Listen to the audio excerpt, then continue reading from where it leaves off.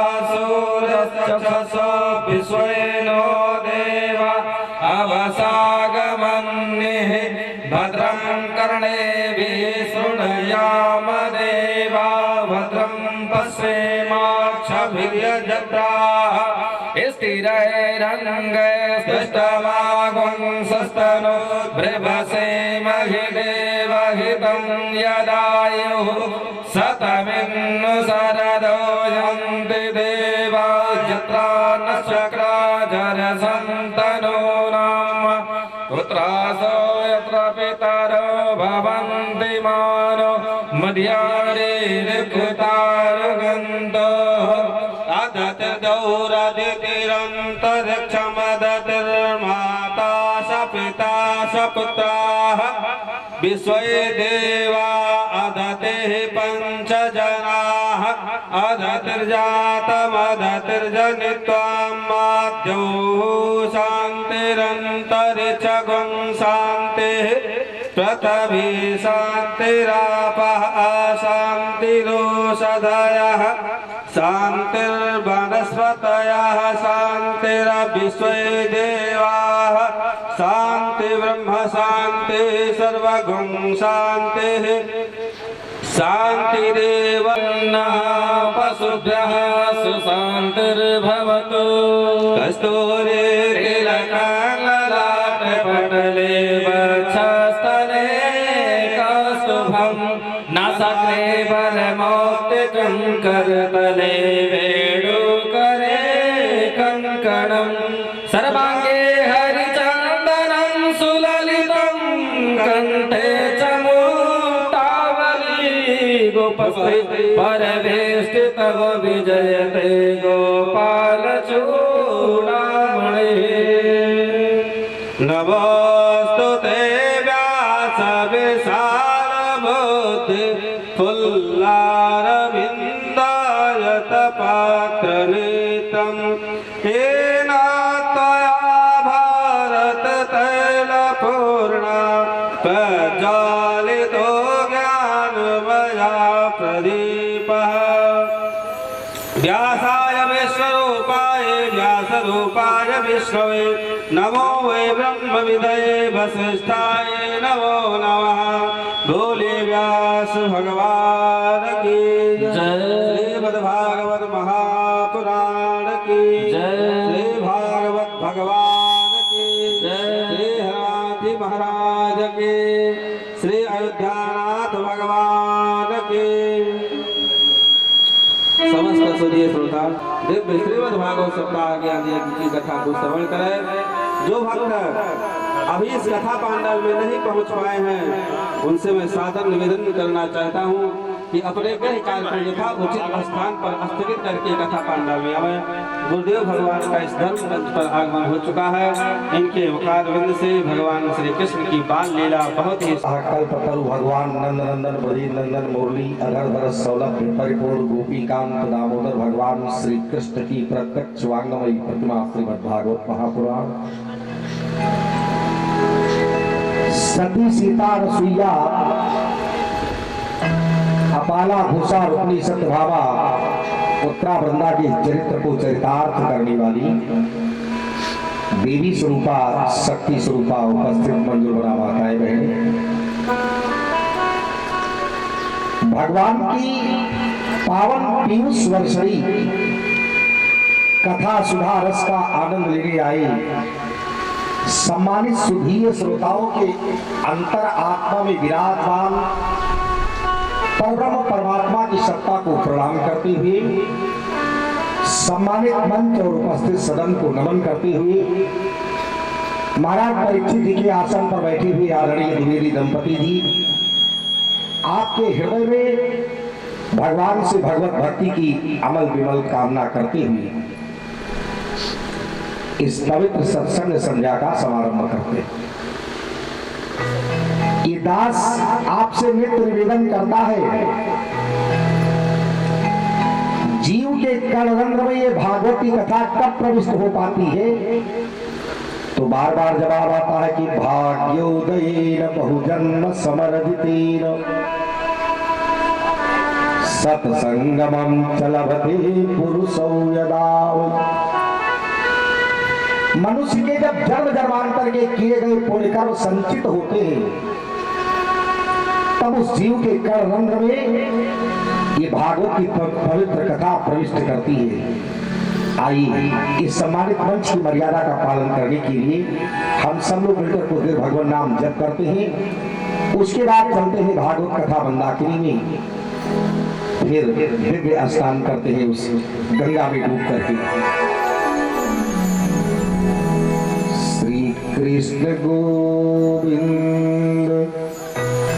हरे मुरारी, हे नाथ नारायण वासुदेव। श्री कृष्ण गोविंद हरे मुरारी, हे नाथ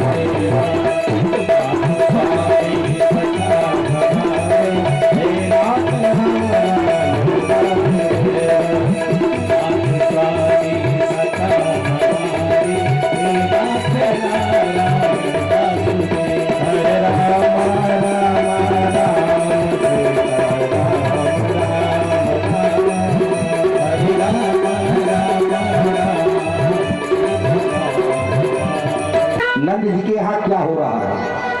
सुखदेव स्वामी कहते हैं राजन, नंद स्वात्मज उत्पन्ने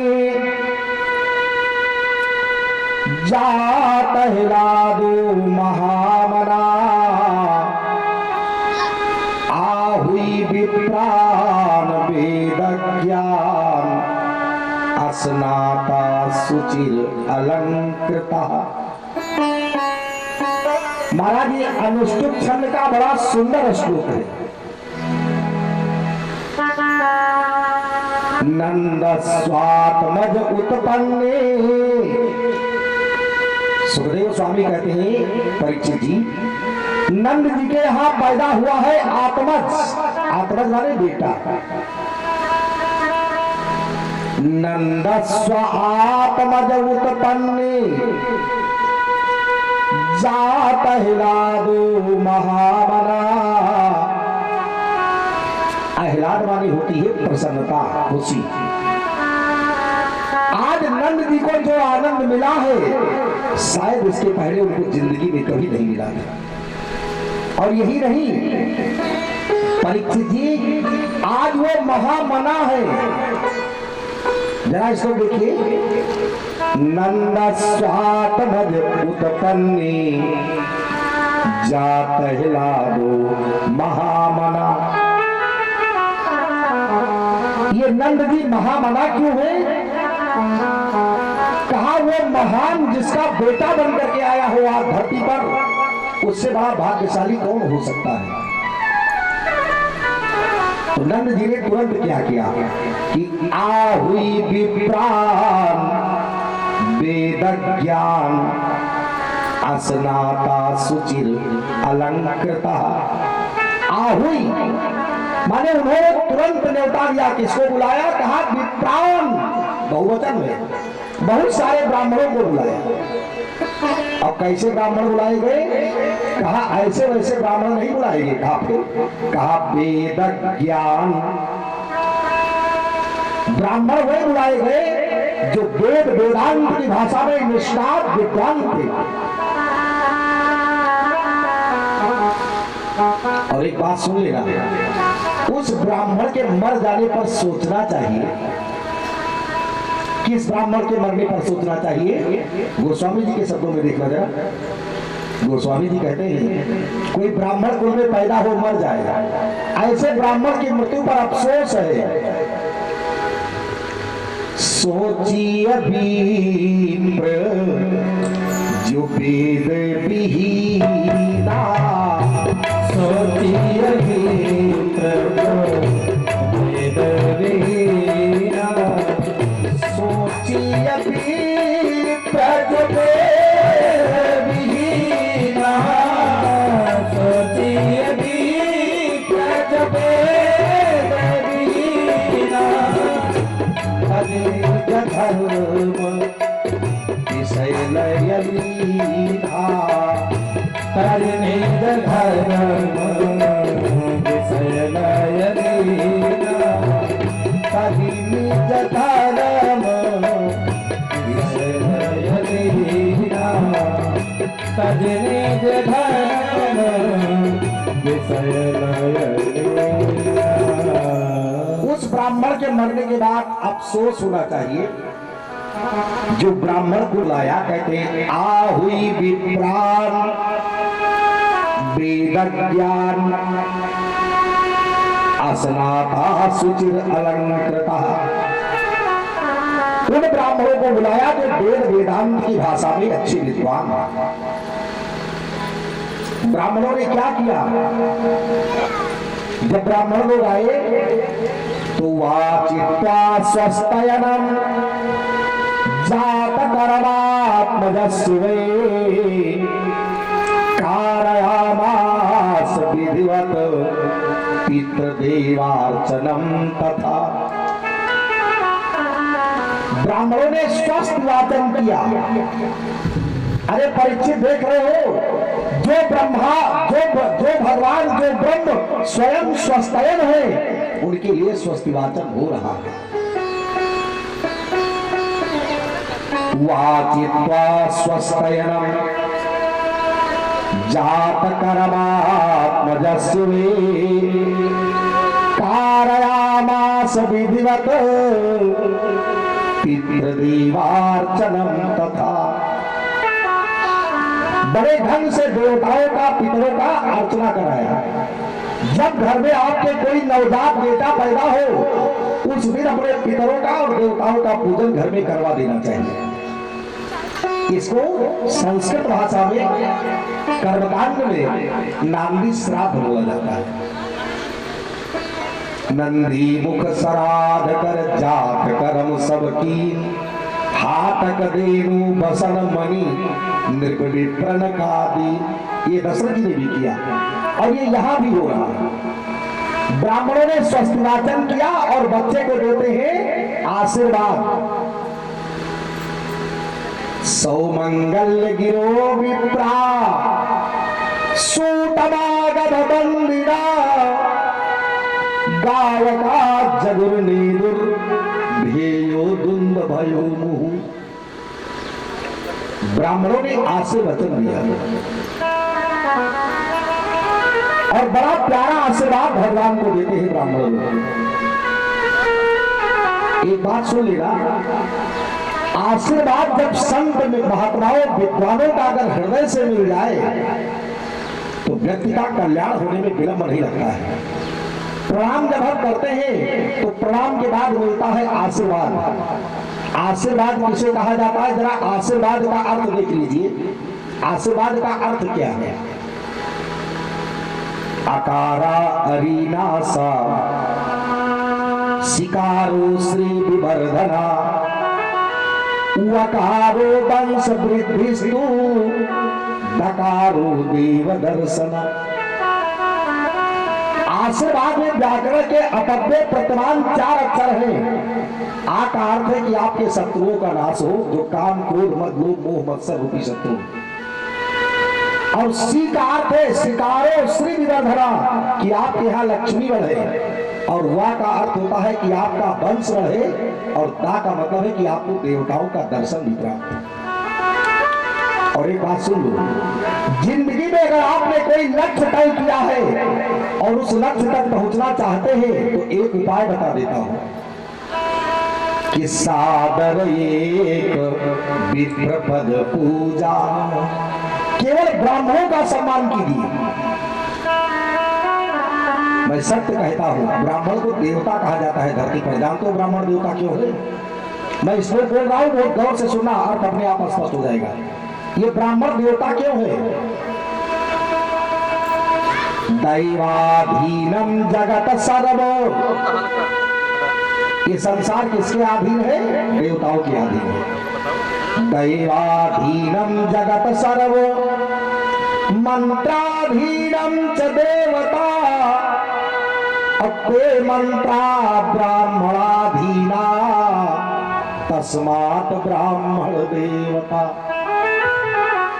ये संसार देवताओं के अधीन, देवता मंत्र के अधीन, मंत्र ब्राह्मणों के अधीन, इसलिए ब्राह्मण को देवता कहा जाता है। आप कहिए महाराज हम खुदे ब्राह्मण हैं, तो ब्राह्मण से ब्राह्मणों गति। ब्राह्मण में कोई छोटा है ना बड़ा है। भगवान की प्रतिमा चाहे छोटी सी हो चाहे बड़ी हो, है तो भगवान हो। नंद जी ने ब्राह्मणों का सम्मान किया, ब्राह्मणों ने आशीर्वाद दिया। अब उधर क्या होता है, नंद जी के भवन में गायन वादन नर्तन ये सब चल रहा है, खुशी का माहौल है और आनंद से भरा हुआ है गोकुल। गोपियां भी दौड़ दौड़ करके आई है। गोपियां इतना तेज दौड़ी कि भागवत का बड़ा सुंदर चित्रण कर रही है। गोप्या समरष्ट मणिकुंडल निष्कंठ चित्रांबरा पति शिखा चितमाल्यवरसा नंदालयम सबलया ब्रजतिर्बीजुर व्यालोल कुंडल पयोधर हार शोभा। वो जो गोपियां थी उन्होंने जो अपने केस संवारी, जब बाल बांधे तो बालों में उन्होंने मालती के पुष्पों की मालाएं लगा ली और जब वो भगवान का दर्शन करने के लिए दौड़ी तो उनके सर के वो जो बंधे माले हैं वो माले टूट टूट करके रास्ते में बिखर गई। उन पुष्पों ने कहा कि हे देवी, आज मैं तुम्हारे सर पर रहने के काबिल नहीं हूं, आज आप भगवान का दर्शन करने जा रही हैं, इसलिए आपके चरणों में ही रहूंगा। इसलिए वे मालती के सारे पुष्प बिखर गए बच्चे। लेकिन एक अद्भुत दृश्य है, नंद बाबा के हाथ बधाई देने वालों का तांता लगा हुआ है। एक विशिष्ट बात आपसे करने चल रहा हूं। बलराम जी 1 साल के बड़े हैं गोविंद से, ध्यान देना मेरे शब्दों पर। बलराम जी 1 साल बड़े हैं। बलराम जी जब से पैदा हुए रोहिणी के गर्भ से, ये संतों का भाव है कि वे देखते नहीं थे, तो रोहिणी को लगा कि उनका बेटा अंधा है।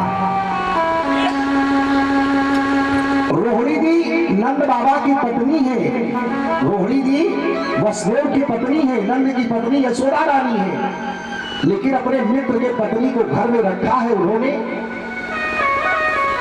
और एक बात स्पष्टता से सुनना, महारानी रोहिणी हमेशा रोया करती थी, जब अपने बच्चे को देखती थी बहुत रोती थी।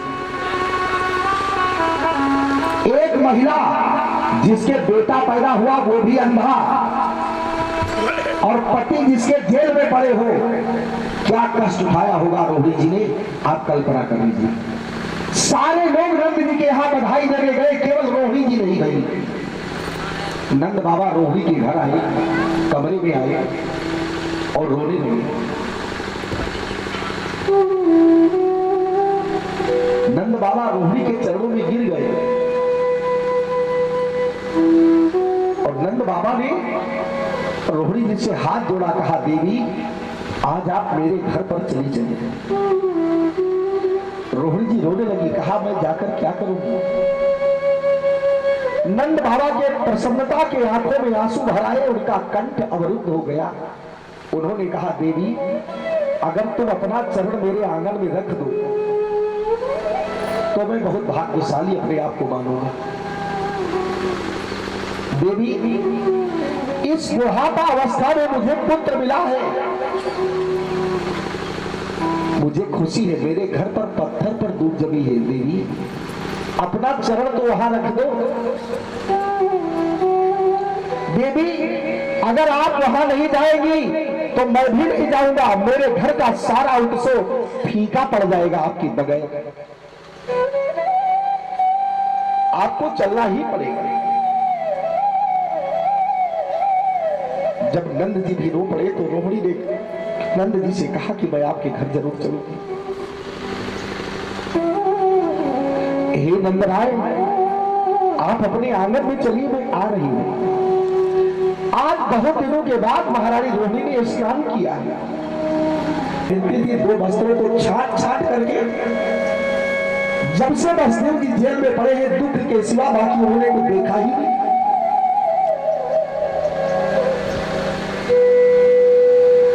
आज रोहिणी जी के आंखों से अश्रु की धारा, और नंदराय से कहा कि आप चलिए, मैं आपके दरवाजे पर जरूर आऊंगी। महारानी रोहिणी अपना श्रृंगार करके और अपने बेटे बलराम को कंधे पर बैठा करके उस उत्सव में गई जहां नर्तन गायन सब हो रहा था। जैसे वहां पहुंची, भगवान श्री कृष्ण की दिव्य दृष्टि बलराम पर पड़ी और बलराम जी ने अपना नेत्र खोल करके गोविंद को देखा। बलराम ने कहा, ठाकुर मैं अंधा नहीं हूं, मैंने इस नेत्र को इसलिए बंद रखा था कि हे परमात्मा, मैं सबसे पहले आपका दर्शन करूंगा, उसके बाद दुनिया वालों को देखूंगा। और जब रोहिणी ने देखा कि उनका बेटा देख रहा है तो प्रसन्नता से झूम गई और कहा कि मेरा आना नंद राय के घर सार्थक हो गया, आज मेरे बच्चों की आंखों में रोशनी आ गई। लेकिन वो इस तथ्य को समझ नहीं पाई कि आखिर ऐसा हो क्यों रहा है, ऐसा क्यों हो रहा है। बढ़िया गायन वादन होता है और यहाँ उत्सव मनाया जा रहा है। इधर नंद जी महाराज कंस को कर देने के लिए मथुरा चले गए और कंस को जा करके उपहार दिया और कहा कि आपके आशीर्वाद से मेरे घर पर बेटा पैदा हुआ है। कंस ये नहीं जानता वो मेरा शत्रु है, बड़ा आशीर्वचन दिया। जब नंद जी आकर वसुदेव जी से मिले तो वसुदेव और नंद में बड़ी गहरी मित्रता है। ध्यान देना मेरे शब्दों पर, इतनी गहरी मित्रता है। वसुदेव जी ने नंद को ये नहीं कहा कि मेरे इतने लड़के मारे गए और नंद ने ये नहीं कहा कि मेरे घर बेटा पैदा हुआ। लेकिन जानकारी सब थी। वसुदेव जी ने शुभकामना प्रेषित की और नंद जी से कहा कि हमारी एक राय है कि आप जल्दी गोकुल लौट जाइए। ये दोनों मित्र आपस में गहरी वार्ता करते हैं और मित्रता करने की अगर कभी नौबत जिंदगी में आपको आए तो मित्रता दूध और पानी की तरह करना। दूध और पानी की मित्रता जानते हैं कैसी? अगर 1 लीटर दूध में 150 ग्राम पानी 100-200 ग्राम डाल दीजिए तो वो पानी तुरंत 50 रुपया लीटर मिल जाता है, 1 भी मिनट विलंब नहीं लगता है। अब 1 लीटर में कितना पानी पड़ेगा ये मुझे तो सौभाग्य नहीं मिला, लेकिन जो लोग करते हो वो बता सकते हैं। दूध और पानी की मित्रता देखिए, वो पानी तुरंत 50 रुपए लीटर और जब उसको आप आग पर रखते हैं गर्म होने के लिए तो पानी कहता है मित्र जब तक मैं जिंदा हूं मैं तुम्हें जलने नहीं दूंगा। दूध पर जब आग पर पानी जलता है, दूध नहीं जलता है। और दूध जब ये देखता है कि मेरा मित्र मेरे लिए जला जा रहा है तो वो उफान मार करके आग को बुझाने का प्रयास करता है कि अगर आग बुझ जाए तो मेरा मित्र भी बच जाए। लेकिन अगर उसी दूध में कहीं नींबू पड़ गया तो दूध का दूध अलग और पानी का पानी खटका अलग हो जाए। मित्रता को अगर काटता है तो काटता है संदेह। रिश्तों में अगर खटास पैदा कोई करता है तो वो है संदेह। आप किसी पर शंका करें, आपकी मानसिकता अगर गंदी होगी तो गंदा चीज आप जरूर सोचें और अगर मन से आप पवित्र होंगे तो आपके अंदर ये भावना नहीं आएगी। आइए विषय पर। नंद जी चलते हैं गोकुल के तरफ और उधर कंस के यहाँ मीटिंग हुई और ये पता लगा कि बच्चा पैदा हो गया है तो 84 कोष में जितने नए बच्चे पैदा हुए थे सबको मरवा दिया था कंस। कंस के यहाँ जश्न मनाया जा रहा है। नारद जी पहुंच गए, कहा महाराज ऐसा ऐसा हुआ, एक भी बच्चा मैंने जिंदा नहीं छोड़ा। तो नारद जी ने कहा नारायण अभी मैं देख कर आ रहा हूँ, नंद जी के यहाँ अभी उत्सव हो रहा है, बच्चा पैदा हुआ है। तो कंस के दरबार में एक राक्षसी रहती थी जिसका नाम था पूतना। पूतना अविद्या है, पूतना भगवान को मारने के लिए आई गोकुल। लेकिन ध्यान देना ये है तो राक्षसी और श्रृंगार इसने अपना इतना भयंकर किया कि लग रहा था कि स्वर्ग से लक्ष्मी उतर आई। पूतना अंदर गई और उसने बहिरंग तो बड़ा सुंदर है उसका। अब पूतना का जरा आध्यात्मिक अर्थात देखिए, ये पूतना है क्या है? संस्कृत भाषा में पूत माने होता है पवित्र, पूतना, ध्यान देना, जिसका बहिरंग देखने में तो बड़ा सुंदर हो लेकिन दिल का बड़ा काला हो। ध्यान देना शब्दों पर, जिसका ऊपर से देखने में त्वचा अच्छी लगे और अंदर दिल का बड़ा काला हो, महाराज ये सब पूतना की औलाद है अगर ऐसी विचारधारा रहती है। पूतना संस्कृत में पूत माने होता है पवित्र। हमारे आचार्य लोग मंत्र पढ़ते, तस्ते पवित्र पते पवित्र पूतश्चत कामा पुणे तच्चकीयम। पूत माने पवित्र, जो पवित्र न हो अंदर से वो है पूतना।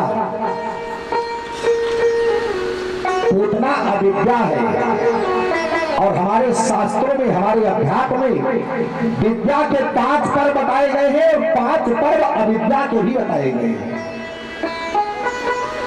ये पूतना राक्षसी है महाराज, लेकिन श्रृंगार करती है बनावटी। और मैंने एक दिन कहा था कि बनावटी श्रृंगार टिकता नहीं है। इस संसार में सुंदरता 2 तरह की होती है, एक तो प्राकृतिक जिसको भगवान ने सुंदर बनाया हुआ, और कुछ लोग धरती पर जबरदस्ती सुंदर बनते हैं, लेकिन 1 घंटा अगर मजाई किए और कसकर पसीना हुआ तो फिर वैसे हो गए। तो उस सुंदरता का कोई मतलब नहीं है जो आर्टिफिशियल हो, जो बनाई गई हो, जो बनावटी हो। ये पूतना अपने अस्त्र में जहर लगा करके कि भगवान को मारने गई परीक्षित जी। आज भगवान की छठी है, आज भगवान 6 दिन के हो गए हैं और ये अविद्या जब गई तो यशोदा रानी ने गोविंद को दे दिया पूतना की गोद में। और जब पूतना की गोद में भगवान आए ना तो बड़ी विलक्षण बात है, भगवान ने सोचा कि मुझे इसके तरफ देखना नहीं है।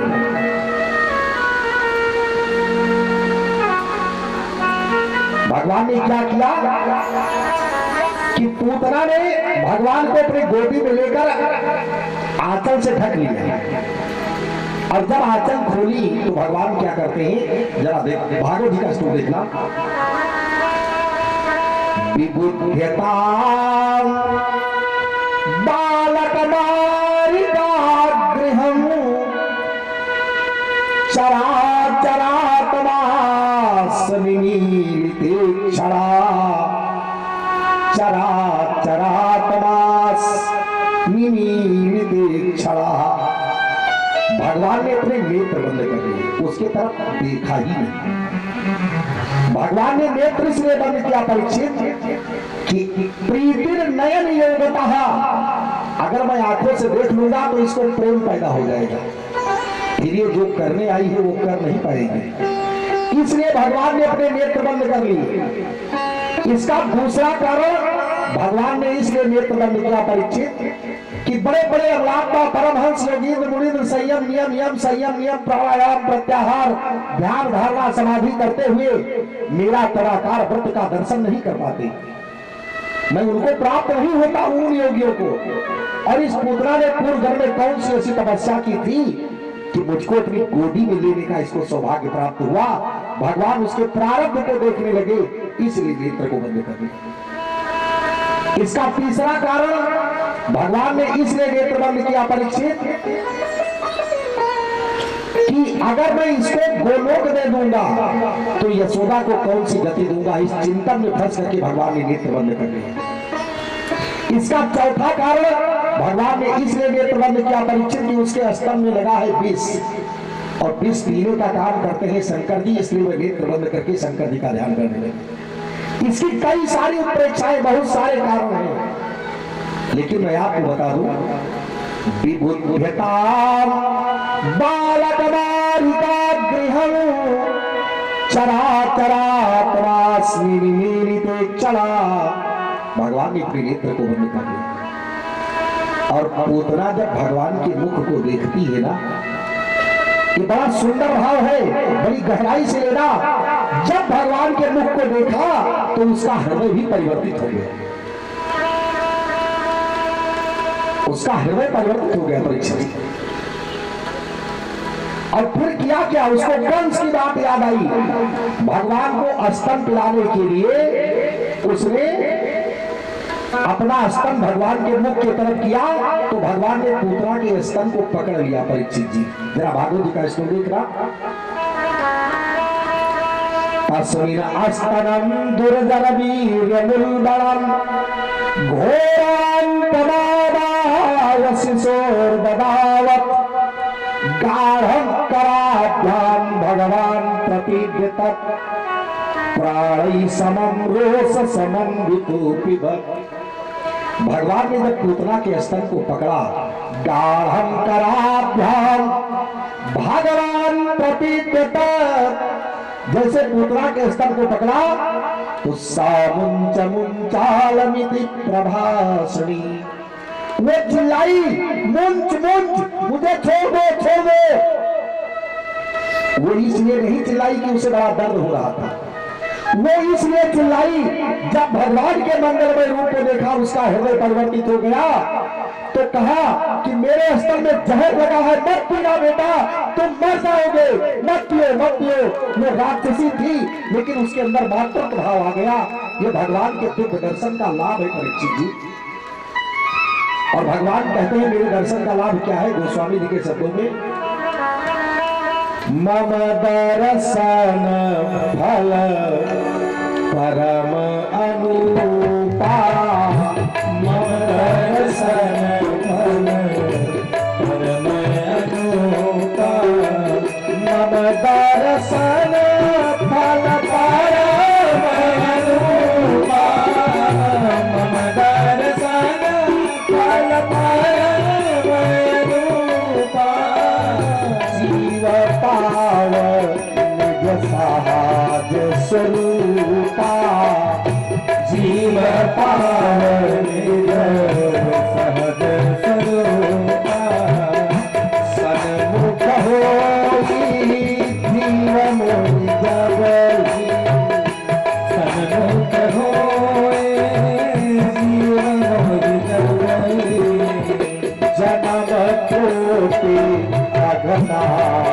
बहुत बड़ी, जन्म कोटि अघना सहित बड़ी, मम दर्शन फल परम अनुपा, मम दर्शन फल परम अनुपा, जीव पाव निज सहज स्वरूपा, जीव पाव निज सहज स्वरूपा, जीव पाव निज सहज स्वरूपा, जीव पाव निज सहज स्वरूपा।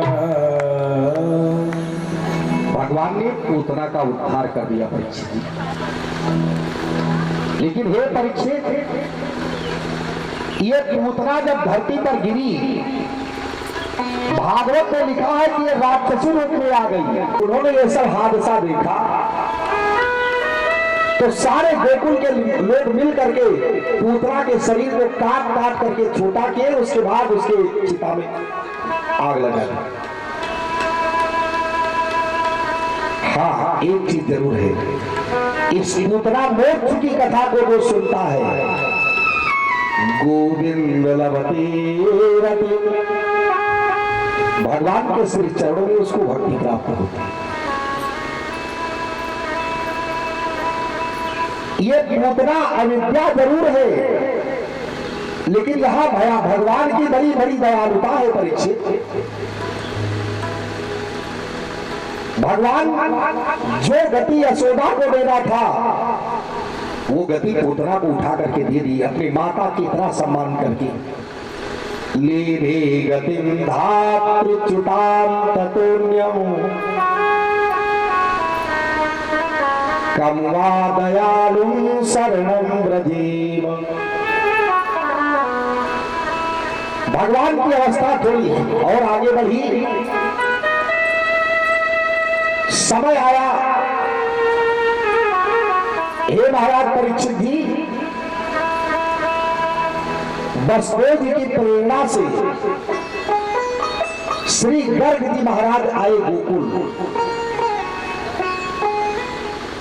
और जब गोकुल में आए गर्ग जी, तो नंद जी ने बड़ा सम्मान किया गार्गाचार्य जी का और कहा महाराज आप मेरे दरवाजे पर आ गए हैं, मेरे घर पर 2 बेटे पैदा हुए, एक यशोदा का बेटा,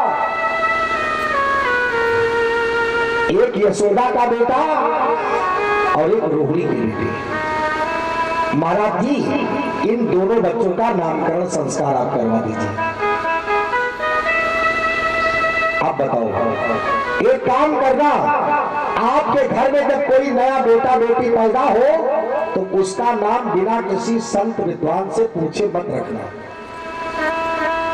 और अगर कोई नहीं उपलब्ध है आपको मौके पर तो ऐसा नाम जरूर रखो बेटा बेटी का कि जो भगवान के नाम से मिलता जुलता हो। ऐसा नाम मत रखना जिसका कोई अर्थ ही नहीं है। आजकल तो महाराज ऐसे नामों की बाढ़ आ गई है, मैं कितना गिनाऊं लेकिन निंदा करता हूं। नाम कम से कम ऐसा हो जो भगवान के नाम से मिलता जुलता हो। गर्ग जी महाराज नामकरण संस्कार कराने के लिए जब बैठे तो यशोदा के लड़के को रोहिणी ने ले लिया और रोहिणी के बेटे को यशोदा रानी ने ले लिया। कहा लाओ देखें पहले बाबा को ज्योतिष आती है या नहीं आती है। और संत त्रिकालक होते गार्गाचार्य जी कहते हैं अयम ही रोहिणी पुत्र, ये यशोदा रानी के गोद में जो बेटा है ये रोहिणी का बेटा है। अयम ही रोहिणी पुत्रो रमयन सुहदो गुणई, रामा रमयन सुहदो गुणई, ये जो रोहिणी का बेटा है जिसको यशोदा रानी लेकर बैठी है। आख्यास्यते राम इति बलाधिक्याद बलम विदु, इसका नाम होगा राम, लेकिन इसमें बल की होगी अधिकता, इसलिए इस बेटे को लोग कहेंगे बलराम। और ये जो यशोदा का बेटा रोहिणी के गोद में है ये तो धरती पर कई बार आया है, लेकिन इदानीम कृष्णतांगतः, अब की बार ये आया है काले रंग में, इसलिए इसका नाम होगा कृष्ण। और उसके बाद गर्ग जी की आंखें भर आई। गर्ग जी ने कहा इनका नाम मैं नहीं बता सकता। कहा क्यों? तो गर्ग जी कहते बहूनि सन्ति नामानि रूपाणि च सुतस्य ते गुणकर्माणि रूपाणि तान्यहं वेदनूजना। अरे इनको वेद नहीं जानते, इनको वेदांत नहीं जानते इस ब्रह्म की सत्ता को, तो इनका नाम मैं नहीं बता पाऊंगा।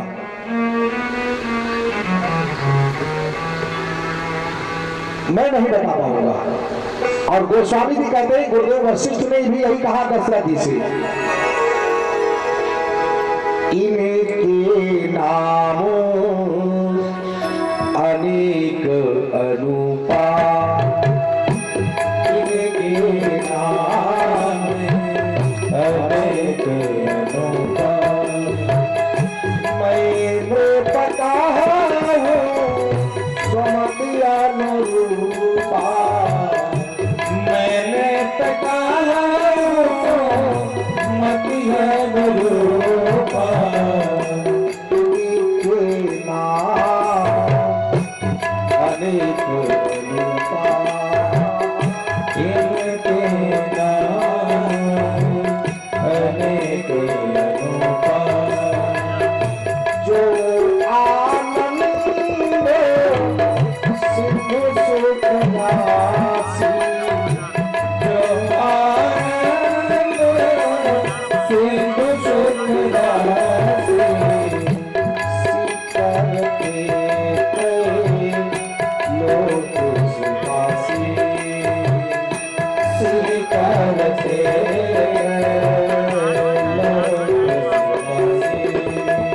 सो सुख धाम राम यस नामा सो सुख धाम राम यस नामा अतुल कृपा यतो सामा अतुल कृपा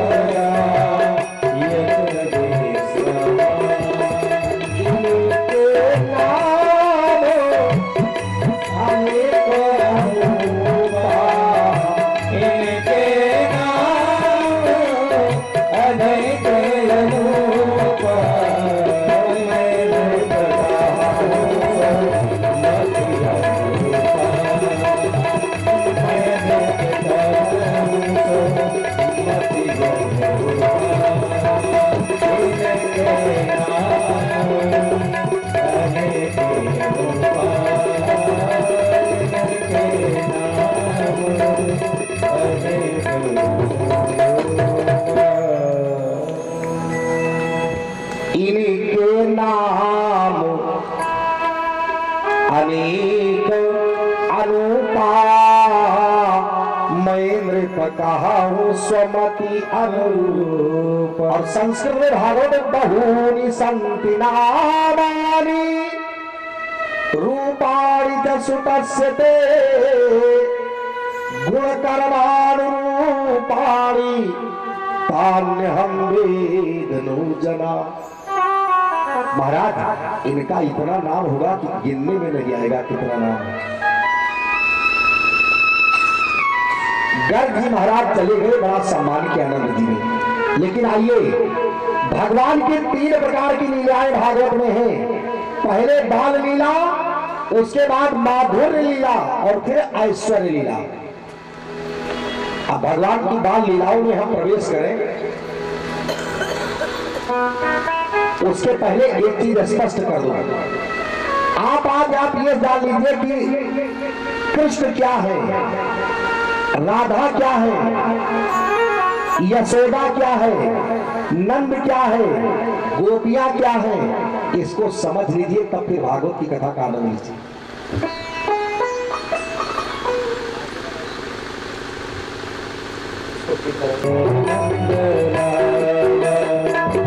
गोपाला गोपाला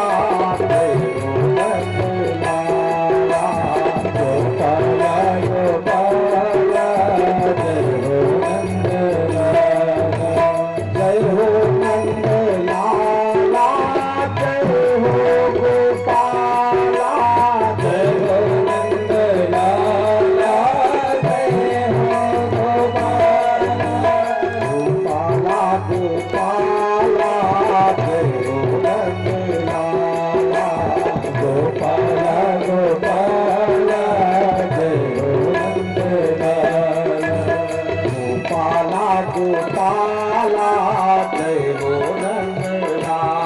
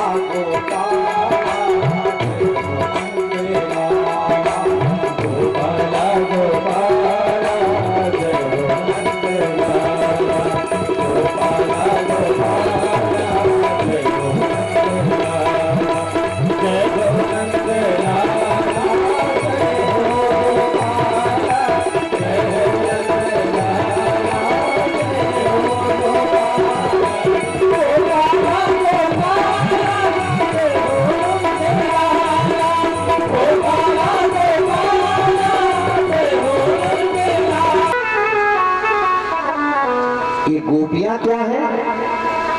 गोपी का अर्थ वृंदावन के 15 साल 16 साल लड़की से मत लगाना।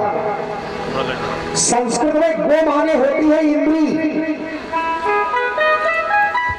गो भी विगत इंद्रिय रसहा यस्य सह गोपी, जो अपने इंद्रियों के द्वारा भगवान के कथा रस का करे पान, वो सब के सब जीवधारी गोपी है महाराज।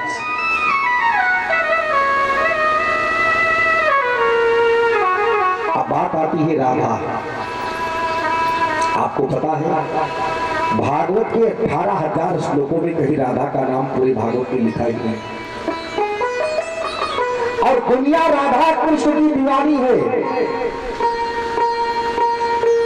भगवान श्री कृष्ण का पहला विवाह रुक्मिणी के साथ होता है, ये भी भागवत में स्पष्ट प्रमाण है। ये राधा है क्या? राधा भगवान कृष्ण की पत्नी प्रेयसी क्या है? नहीं, थोड़ा साहित्यिक शब्द बोल रहा हूं। भगवान कृष्ण के अंदर जो दैत्य दर्प दलन करने की जो ताकत है, उस ताकत का नाम है राधा। भैया, शक्ति का कभी किसी के साथ विवाह नहीं होता। आप यहां चल करके आए हैं घर से, आपको यहां कौन लेकर आया है? जो ताकत आपको लेकर के आई है वही है राधा। भगवान कृष्ण की जो ताकत है, जो दैत्य दर्प दलन करने की जो ताकत कृष्ण में है, उसका नाम है राधा।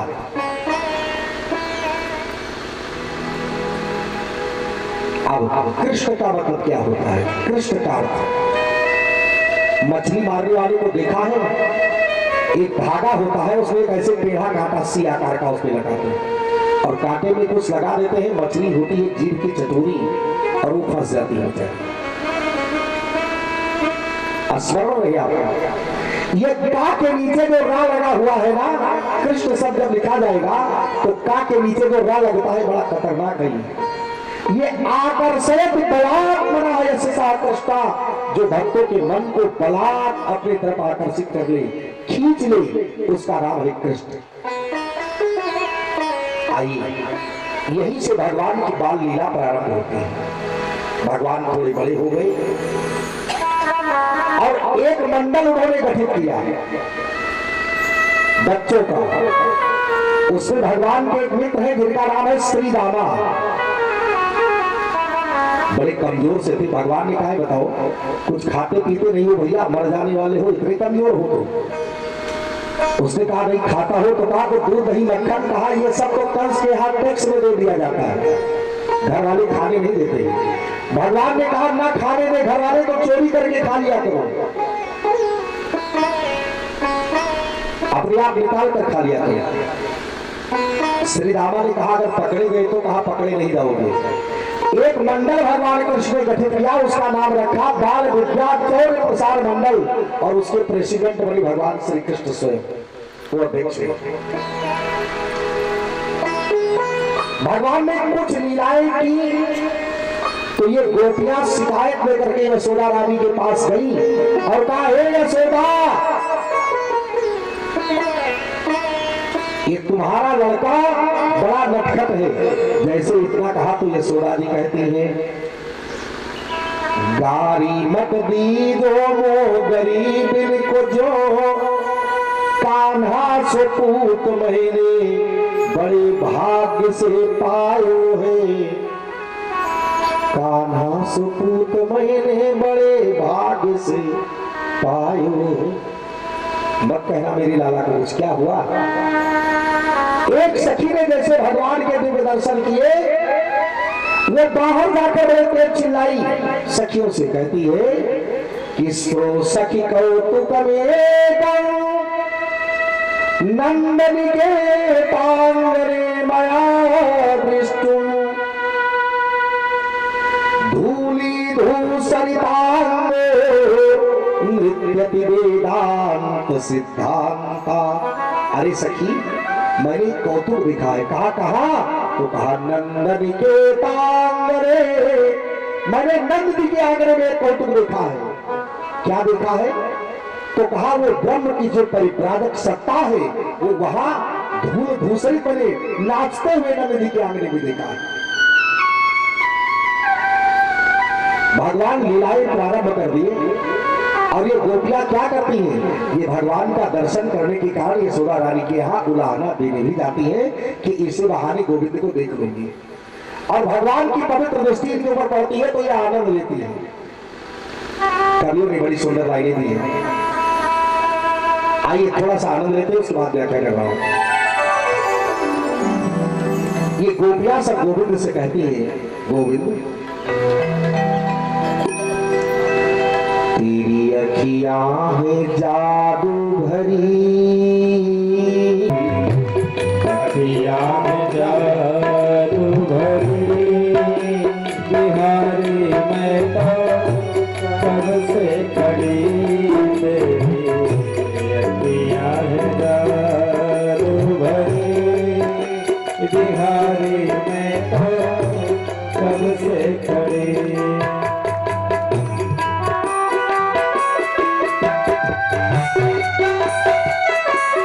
तालियां लगाते